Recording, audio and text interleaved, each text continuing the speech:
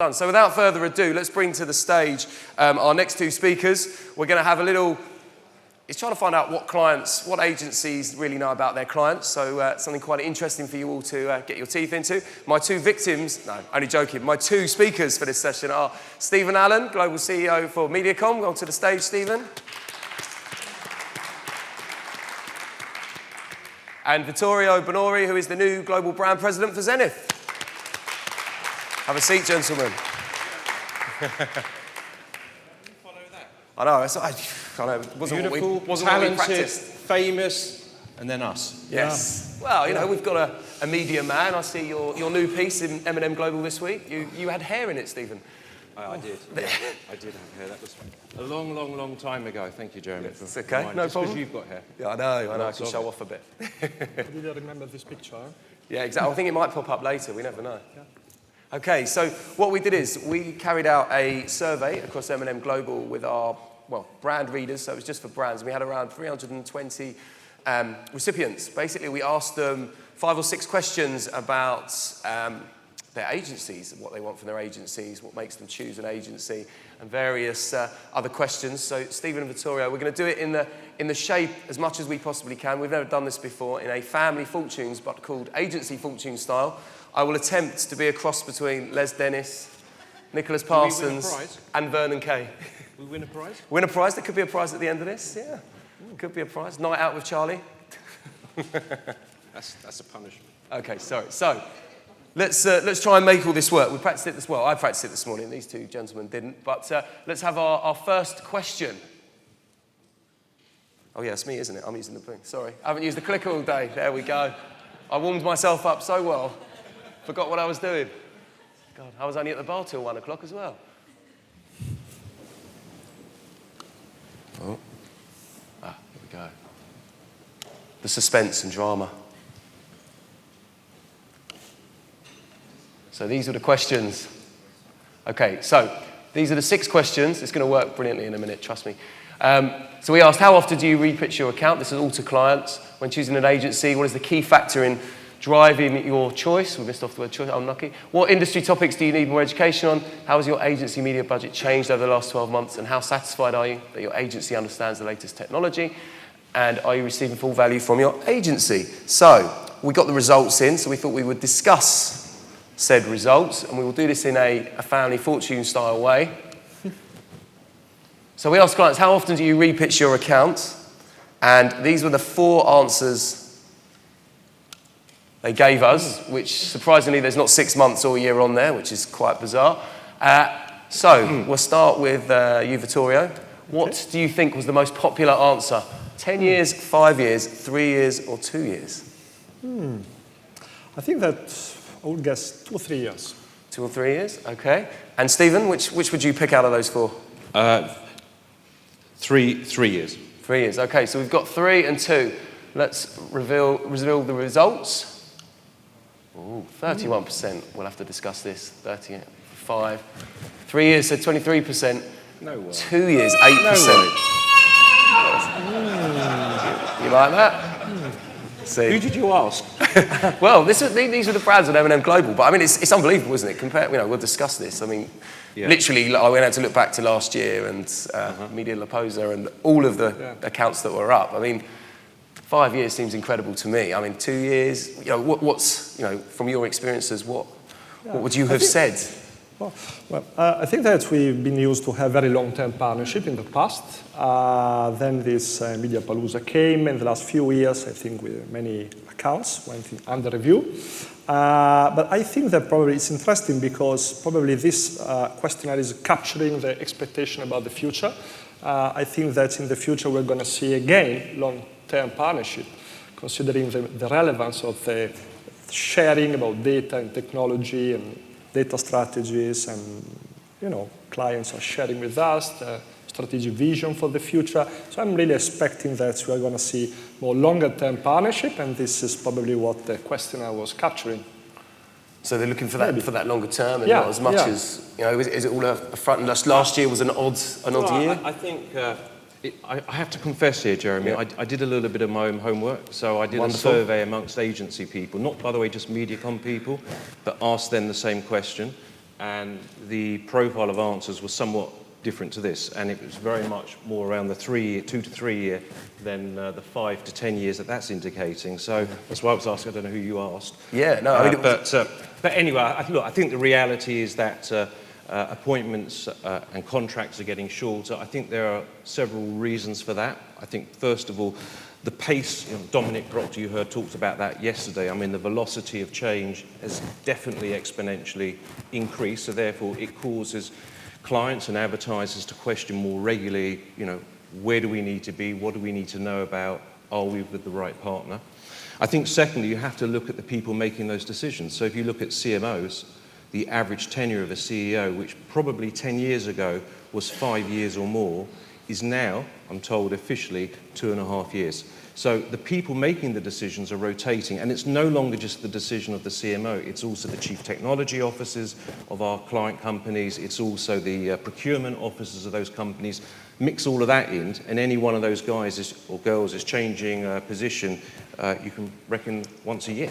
So it's not surprising that it's becoming shorter. Yeah, and what are the biggest challenges when you're going shorter? I mean, how do you're trying to change your work. You've got, Dominic also mentioned yesterday about so many different people whispering in the ears of clients. As agencies, how do you kind of stop that?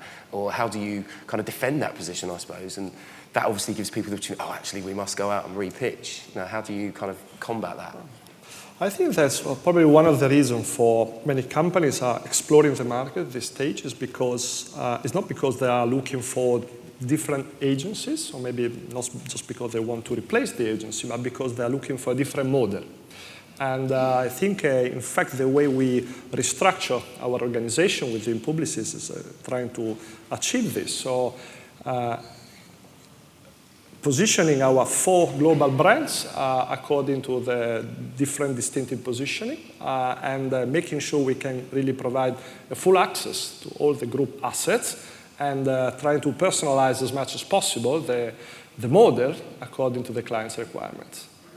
Would you agree with that, Stephen, or is it slightly different? I think, look, at the end of the day, Jeremy, we have to do great work for our clients. I mean, a lot of that's been exhibited this week, not just our agency, but lots of agencies. So there's some good stuff going on there.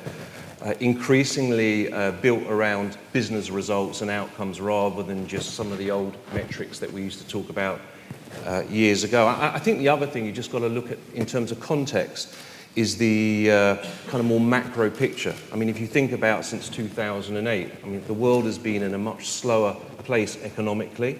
I think the days of faster, bigger GDP growth, I mean, even in China, we've seen a slowdown there, are probably gone for now. So therefore, everyone is looking more intensely at this area. How can we make our marketing investment work harder? How can we win market and brand share rather than always being able to grow the market simply because of the wider factors around them? That's not true, of course, of all economies, but generally speaking. Yeah. And do you think this is in terms of the 2 to 3 years, is that globally or is that in particular regions? There's a lot of pictures of obviously global, quite a few US last year that were kind of done very quickly. Do you think this kind of applies to all of the regions, or is there kind of one? Yeah. Yes. Simple answer. Yes. Okay. So let's see if this works for our next question. We then asked on the survey. It was quite a good prize for this, actually. All the people who answered got to win an iWatch. So when choosing an agency, what is the key factor in driving your choice? Now, here we go. So cost came out, creativity, global reach, and transparency were the 4 that came out. So if you were to choose one of those 4, I'll start with you this time, Steve. Which one would you think was the most popular?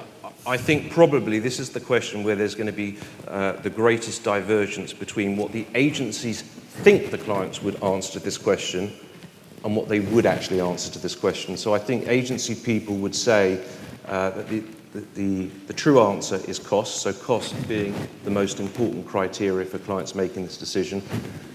The advertisers would probably answer by saying creativity, which is the answer we would want to hear, of course, but may not represent always the reality. Okay, so you're sitting on the fence. What would you say? Cost and creativity? You're going for 2 here. What about you, Vittorio? Well, we've done a global survey as well on facing on 2020. So we interview most of our global and local clients about the future, what they expect from the agency model in the next 5 years. And I think this list is probably, I suppose it was prompt. Yes, there was 9 multiple choices, and these were the only 4 they chose. I think it's true. So probably I would guess that cost will be quite an important reason for the choice. But at the very end, if you see what the clients are asking us on a daily basis, so their requirements in terms of training or understanding is a much richer and broader set of information and assets, interested to understand more about technology, how hard tech and content solution can really affect the way they interact with customers. So I think it's probably a little bit limited, but who knows? Let's see. Okay, let's see. Let's see what the survey said. I think you both hedged your bets there, so I think you're going to get the wall sound. Let's see. So 23% said cost, 38% said creativity. Look at that. Playing to ball, playing to ball. 8% said global reach. And actually, interestingly, transparency, 31%. So that's something that's, whoa. That was a new one. I wasn't sure for that for a second. I think that means that someone may have got that right or wrong. I don't know. But anyway, I think, Jeremy, Vittorio just touched on this. I think it feels to be like that's a slightly incomplete list of criteria. I think the one overarching, and actually, if it had been there, I think would have still have won potentially the number 1 slot would have been people. I think people is still a critical factor because it's what unifies all the other parts of those points. And obviously now data and technology. So I think people, data, technology would be key component parts of any client decision making. Perhaps, as I say, with people still being most important, we hope. I think it's true. I think we normally go through this chemistry meeting. So chemistry meetings are very important because this review, because I think people can really make the difference. And so, yeah, I think it's a much broader list. Yeah, and in terms of talent, we talk about talent, it's been talked about quite a lot over the last kind of 2 days. Yeah. But one of the things, what have you guys done in terms of your businesses to change and make sure you're bringing in that right talent from a kind of the lowest level into succession plans? I think, Dominic Proctor yesterday talked about entry level into the industry. He's right. I think as an industry, we've probably been too negligent in that area. Because now the kinds of people that we need, all of us need, are people that come with a different experience, whether they are technologists or whatever. And these people have a lot of options now at their disposal. They don't have to come to our industry. They can go and work for a technology company. So we have to make ourselves more attractive. I mean, certainly within MediaCom, it's a key focus of ours. We have a much more diverse, and I mean diverse in every sense of the word, workforce than we certainly had 5 and 10 years ago. And we're going to continue to push strongly in that direction, for sure. Yeah, I think that what our clients are asking us, and they ask a combination between integration or interdependence, so broader skill sets in order to understand all the different bits, and at the same time they require very great vertical capabilities and specialists. And I think that we as an industry, probably we are growing up a new generation of talents. So there are what we call the T-shaped, or someone is calling the P-shaped. So people living in the at the crossroads of data, media, technology, digital capabilities. And it's very hard. It's hard because it's difficult to have the right strategic vision and the capability to connect all these different disciplines. Just Jeremy, on the point of creativity, I mean, the more I think about it, it is obvious why it's such a key and critical point for advertisers right now. I mean, if you think about, particularly in-stream or mobile, the criteria to sort of start the meter ticking in terms of payment, 3 seconds. Okay, now, and is the sound on or off? That's another factor. So the old kind of like 30 seconds is more like 3 seconds today, divide by 10. Historically, we've been in industry all about creating communications that has been culturally differentiating, impactful, and brand building. And we all know, to do that in 3 seconds is one hell of a challenge. So I think the whole axis is changing, and what creativity means in the past and what it's going to mean today and for the future is a very different thing.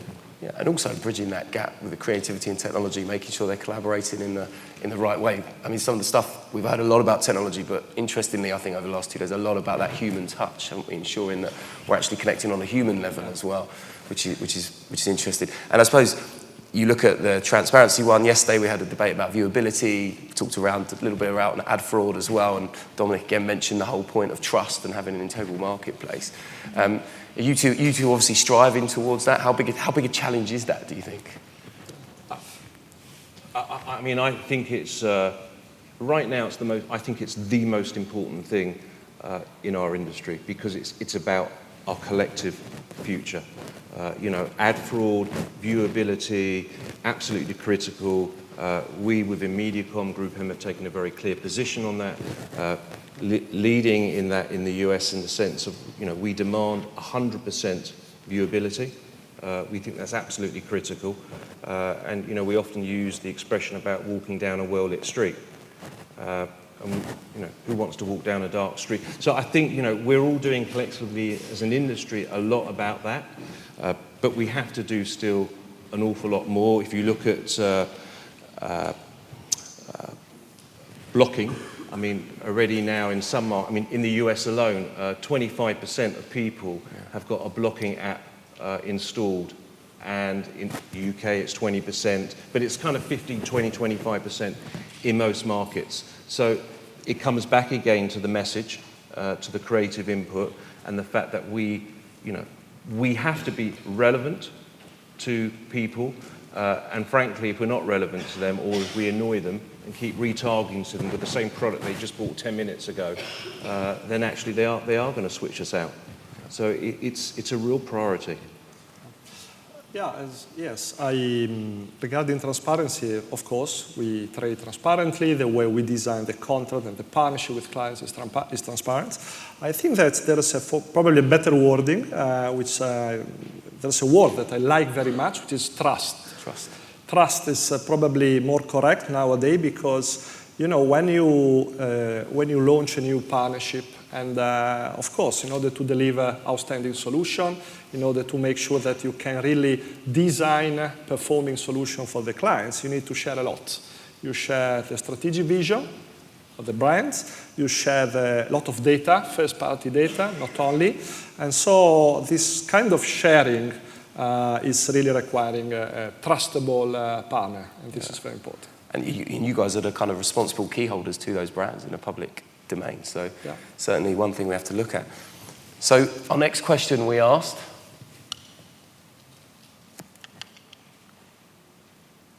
what industry topics do you think clients need education on? Now, there was a number of them put to them, but they also could have added in a few topics. So there's quite a few here. So we had ad tech, content, digital, mobile, native, programmatic, social, and transparency. They were the ones. So and I suppose not a big if, what are the key things, I suppose, that your clients, that you're finding they need most education on, I suppose, in terms of how they need to set themselves out into those particular verticals? What are the most popular, do you think? Where do they need the most help, would you say? Do you want to go first? Yeah, thank you. Well, I think that we spent the last 5 years navigating through this new digital world. Got a lot of requests from clients on digital training, setting the right digital roadmap. I think we spend a lot of time on integration, so how to integrate and combine different bits within the strategic overall design. I think probably the right wording nowadays is interdependence. So, because, probably, I think one of the major challenges nowadays is probably understanding how to design a proper communication for these new millennials. So new millennials came, and of course, storytelling is not enough anymore. So, in fact, you need all these different kind of specialization and you need to know how to combine them in order to make sure that these new millennials will be able to get a proper experience of the brand. So ironically, we are coming back to a branding world where creating a brand is something completely different from what we were used to do in the past. Okay, so you're saying a selection of all of those things they need help on, or is there any one? Yeah, basically, well, just to make a very difficult, complex story simple, I think it's making the best usage of ad tech, content, data in order to design a relevant and performing solution for one brand. So bringing them all together, linking them together. Exactly. I think what would be the choices? Ad tech first, programmatic second. I mean, they're a little bit similar, those two, into each other. Content. Content and mobile. Okay. Although they don't belong together. Yes. Mobile, definitely. I mean, mobile, I find it phenomenal. You go around the world doing these events and you discover all these amazing things you can do on mobile. All of the population that has it, and we're not using it. The suspense. Yeah, no, ad tech, 38%. Whoa. Where's my sound effects? Content, 31. Digital, 23. I don't know why I'm looking there. I can look there. I actually can't see. 23% mobile. Native, 23. Look at that. So the good news is... It doesn't add up to 100. It doesn't. That's the bad... Oh, there we go. That's the sound for that. Gosh. So, yeah, some of these are interesting. In terms of an ad tech point of view, as agencies now, obviously you're getting more and more involved in startups and in ad techs. How big a play is that now in terms of clients coming to you? What percentage of your clients are coming to you saying, actually, we need to have the latest technology, and actually have seen something that someone else might have had? It's that whole piece, I suppose, around education, you know? Yeah, I think all of this, in a sense, now is a bottomless pit. I mean, there's no sort of end of the road here in terms of, going back 10, 15, 20 years ago, you learned what you needed to learn about TV, and then you kind of knew it on radio and whatever. But today, everything is changing so fast that you never know everything. And I think what clients and advertisers are looking for from their agency partners is leadership. I think they need their agencies to tell them what they need to be doing tomorrow. In other words, it's about what they need to hear, not necessarily what the clients want to hear. And I think certain groups, I mean, we've made very large investments in ad technology. That was a decision that we made. Some clients went down a different route in the industry and are relying more on technology companies, whether it's Google or whoever. And then there are other clients who are actually thinking about doing it themselves in-house. I mean, in-house trading desks and so on, which, whilst I can understand the motive for it, I personally think that's going to be very hard for all but a very few to really stay on top of globally for the next however many years. And I mean, that's a big investment, isn't it? Do you think it'll only be the huge, big spenders that are going to be able to take things like that in-house? And even then, Jeremy, I'm not so sure, because even if you're a big spending advertiser and you've got a multi-billion-dollar budget, it doesn't necessarily mean you're going to buy in or design the right technology because something better could come along next week. It's not typically the business that they're in. I mean, they are manufacturing or retail businesses. But I understand why, they may want to have or feel like they have more control over it, but it requires resource, capability, and then it's also about training. I mean, you can have technology, but you've got to be able to train your people to use this stuff. Yeah. Do they have the infrastructure to do that? I don't think so, but... Yeah. Just a comment on technology. I think the best technology is the technology that you don't see. And I think we have plenty of technology, maybe too much. And I think the main challenge here is understanding what bit of technology you really need in order to design a personalized solution for a specific requirement, business requirement for the clients. And I think this is why we created this innovation function within the new organization, because I believe that when you can really combine, when you can create an alchemy between the right piece of technology, content practice, the strategic view, the strategy, and using the power of data in order to fuel it. you can really address, you can really design a performing solution. But you need to start from the client's requirement. You need to understand what the main business challenge is, and then coming back and designing this. I think, Jeremy, if you look at, it's interesting, if you look at those answers, in a way, the fact that the list is so long and the numbers are so high against each point says something about what's going on at the moment. And I think what it says is that there's an awful lot to know about. Historically, I think the industry, as it specialised, went off into its kind of silos, and you had specialists for this and specialists for that. And it's very daunting and it's very confusing for advertisers and clients. And I really get that. And I think, well, advertising ourselves, but we now refer to ourselves at MediaCom as the content and connections agency, because everything is interdependent and actually everything works in a system. And actually, I think that when clients come to their agency partners, what they want to do is present their business problem and look to their agency partner for the solution. And that solution is made up of all of those things. And I think when they have to sort of go shopping and buy in different places and somehow put it all together, they don't know how to.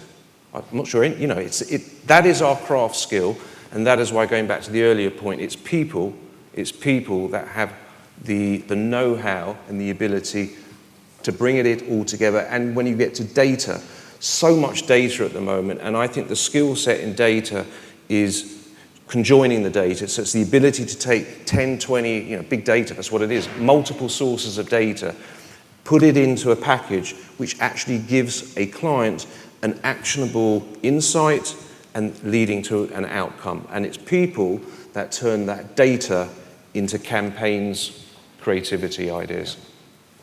Yeah. Absolutely, I think you're right there. Okay, so we are, oh dear, running out of time rapidly, so I apologise. I think we get one more in.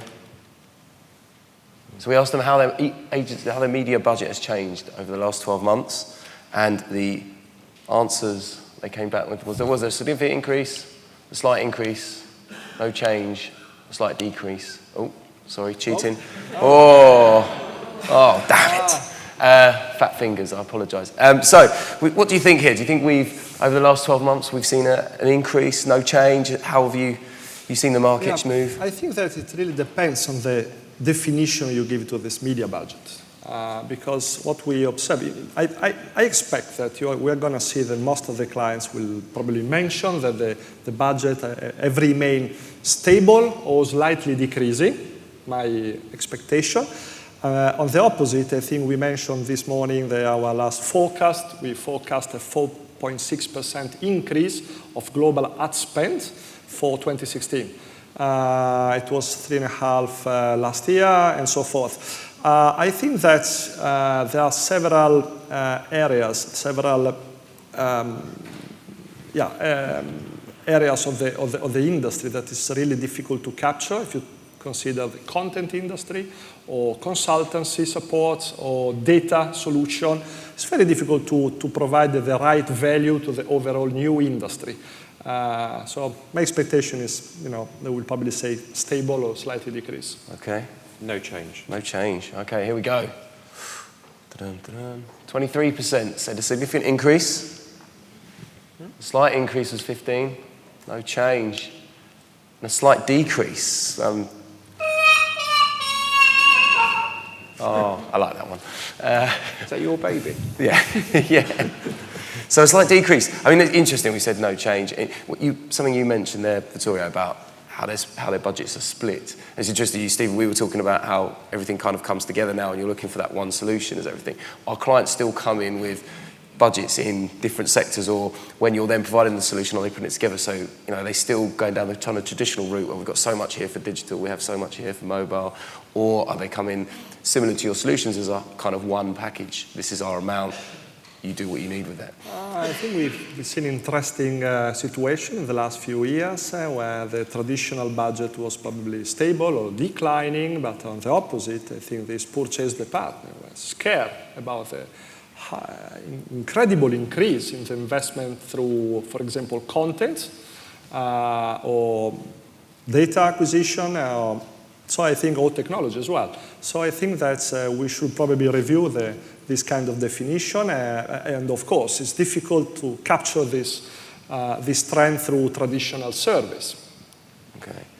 I think that there are always going to be regional and local differences, but overall, and just kind of bigger picture, my view is that companies are increasingly looking more to cut cost in the last couple, 2, 3, 4 years, rather than invest in their business and take a longer term view. So everything's become much shorter term. I think that there are a lot of companies now that are under huge pressure from their owners, from active shareholders. You now see companies like 3G making huge acquisitions, and companies like those, they're impatient. I mean, they're looking for 2, 3 year returns, and then they often are looking to pass or sell that business on. So the most expedient thing in the view of those people often isn't to invest for the 3, 5 year future, but let's cut costs. And if you can cut costs, obvious thing to cut, or at least to stabilize, would be media advertising investment. So I think that's just the new reality at the moment. Okay, guys, I know my time is up, but as we have them both here and the audience has filled up as we went along, are there any questions? You might not see them again. I hope so. Well, in the next 10 minutes. Oh, we have a question back there. Where's our microphone gone? Ah. Do you think you've got a big enough voice to project your question without a microphone? I can try. Oh, that's good, that's good. Any connection you see below the line budgets and any parts of the above the line and media budgets, in particular, any potential for below the line to move more into mobile, for example, if it's closer to the consumer? Thank you. Wow, who would like to answer that? Yeah, I think I would say yes, because in fact, within this interconnected new environment, if you focus, if you keep in mind, if you try to figure out the customer journey, the customer funnel, of course, you have, when you get close to the conversion, I think many initiatives that used to be below the line activities, so direct activities on the point of sales, geomarketing, and so forth will probably shift into the new digital platform. You mentioned mobile. I think mobile is the new frontiers, is the way people are really connecting with brands, and so definitely yes, I would say. Just one data, I think, according to our last forecast, I think last year we forecasted that in the next 3 years, more than 50% of global ad spend growth will come from mobile. And this is one of the reasons. I think it's an interesting question, and the line that we used to talk about, in fact, I talked about this line. When I started, I never really knew what people talking about this imaginary line. But that line today is a very thin line, and I think increasingly the way that we, and I'm sure other agencies are working, is much more in an end-to-end fashion. So from the first piece of data through to the last piece of execution, and everything that happens on the customer journey, including at the retail, or I should say online now, point of purchase. And I think that's another key point. So I mean, e-commerce and digital commerce is definitely the way that the world is heading. And I think, therefore, those associated areas of our industry are going to become one and the same, rather than, again, those silos and different coming industries. together, that convergence. Okay, guys, I am behind. Is that one? Okay, go on then. Why not? Is this the last day? It doesn't matter. I'm about to get shot when I leave this desk. Does it work? Yeah. So one thing that you guys said at the beginning that I thought was provocative as to an advertiser is part of why we've changed or pitched is because we've changed a lot of our management. I would also say it's because the industry is changing and you guys are redefining your role, and we're trying to see what you want yourselves to be moving forward. So what do you think is the number one or biggest change of the role of the media agency in the next 3 to 5 years? Good question. Good question. Who would like to go first? Always first, huh? I mean, I'll give you an answer if you like. Okay, I will start. Yeah, I will try. I will do my best. I think that if I think the way we decided to reorganize the entire structure within Publicis. So Publicis Media is today a brand-led organization supported by global practice. And it is brand-led because I believe a distinctive positioning, really relevant and concrete in the future, it will be more and more important for clients, for brands. And I think media commoditization, media as a commodity belongs to the past. I think it's over. And in fact, when you talk to the media audit companies or when you interact with clients, they tell you. They tell Zenith is so different from MediaCom and from Aegis or Karat or Havas. And it used to be like that in the past. So I think we have a large opportunity in the future to get to quite relevant, distinctive positioning. And I think these brands will fuel the conversation with you, with the clients, empowered by really strong vertical specialization. So the future model will be more agile. It will be more flexible, more modular, and interconnected. That's my point of view. Your take, Stephen? I think I want to be your trusted business partner. I want to be relevant. I think that the objective for us, and I guess all agencies, is to move increasingly to a partnership position where we actually are completely focused around your business results. I mean, that is already the case today, but I think getting clients to recognize that, we've talked for years about performance pay, and whilst we're seeing it, I think the pace at which we're seeing it is, in my opinion, still too slow. I think that marketing and procurement departments haven't moved fast enough in terms of the modus operandi by which they could work with agencies. I think that, so I would say that I think also a place where a client can come, as I said before, present us a business objective, and through us and through our capabilities, get a complete, joined up and connected solution that will deliver those business results and that objective. That's what I would say. Okay, wonderful. I hope that answer was good for you, hopefully. Well, thank you very much, Stephen and Vittorio. Thank you, guys. Thank you, gentlemen.